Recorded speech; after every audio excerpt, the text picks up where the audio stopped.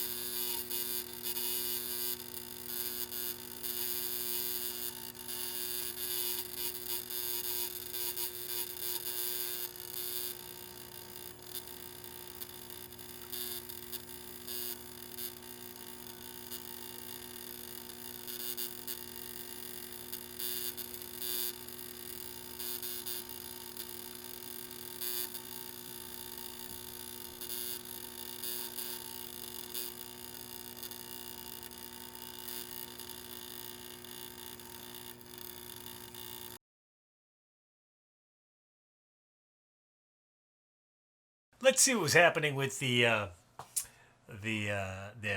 we'll call the magnetic break. Why that hoop stopped swinging so quickly, and of course it had to do with magnetism. Even though aluminum is not magnetic, those are aluminum rings, and they're not magnetic. So what did magnetism have to do with this? Well, here's my loop, and I drew the field around the horseshoe magnet, and here I have the hoop, and it's swinging in. Now there's a field in here, but I'm not going to worry about that because the action is mostly happening here. So let's take a look here. We have this hoop coming in like this. It's got a velocity this way. So there's magnetic flux. If this is the north end, or I don't know, I don't remember how it was on the bench, but let's say it was the north end. It doesn't really matter. It would be the same answer anyways. So when it's coming in like this, it's experiencing flux in this direction, and there's more and more flux as it gets closer. The field is getting stronger. The amount of flux going through here is going to be stronger as it gets closer. And so it doesn't like that. It got a changing magnetic field. So what's it going to do? It wants to counter that. There's a flux this way. It wants to create a field this way to stop that. So I will use green. So it's going to try to create a magnetic field. So it wants to create its own field this way. Right? Its own magnetic field that way.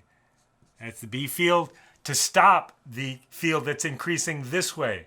Right? So to minimize this changing field, this field that's increasing, it's going to create a field in the opposite direction. Right? So, and it's going to do that by creating a current like that, the right-hand rule. And if this is creating a field this way, this is a magnet. Keep in mind, we got current going through a coil. This is a magnet, right? And the field is going this way. And if I took my, where's my compass? I couldn't find my compass, so I had to buy a new one. Here's my compass, right? And when I put it in the field, it's going to align like this. This is the north end. This is the south end. South is attracted to, this must be the north side of a magnet, and this must be the south side of the magnet as it's going in. And we could see that it's coming in. We got north and north, they're going to repel. So it's going to push it out. This magnet is going to try and push it out like that, and that's why it's getting slower. As this approaches, this creates its own magnetic field that causes it to be pushed this way, to cause it to have a force that way. So as it's coming in, it's being pushed that way because we got north coming to north. Now, let's see what happens when it goes away. Here, it's going away. It's outside, it's swung in, and now it's going away. Let's see what's happening there.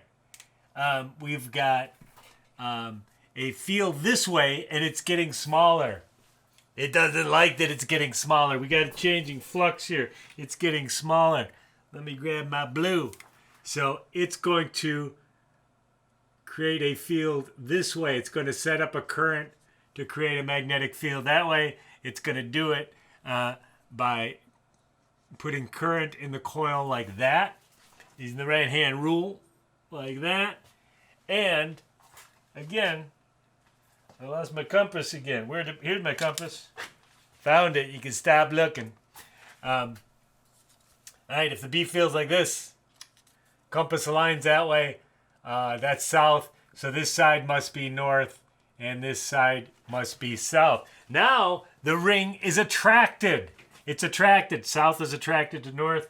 The ring is now attracted to the north end of our horseshoe magnet. So as this goes away, it's pulling it back. And that's why it slows it down. When it's coming in, it's pushing it away. And when it's going away, it's pulling it back. Okay? So this is acting like a brake, right? And it slows it down. And you can see that it slowed it down quite rapidly. And the same thing happened when I was pushing it back and forth. As you pushed it towards, it would repel, and when you pulled away, it would attract. Same reasoning. Now, why did the other one not do that? We had two rings. One of them slowed down as it swung back and forth, and the other didn't. Well, if you looked closely on the one that slowed down looked like this, and the one that didn't, if you look closely, had a cut in it. There was no closed loop. So no current, even though there was a potential difference that was established between the ends here, there would be no current flowing because you had you didn't have a closed loop, so you didn't have current. So if you didn't have current, the little aluminum ring couldn't become a magnet because there was no current flowing, because it's just aluminum. Aluminum's not magnetic. The only way it's going to act like a magnet is if it's got current through it, but there's not going to be any current flowing through it if there is no closed loop, right? So that's what happened there. That's why the one didn't show any effect, and one really braked quickly. So, and that's really an effect that gets used.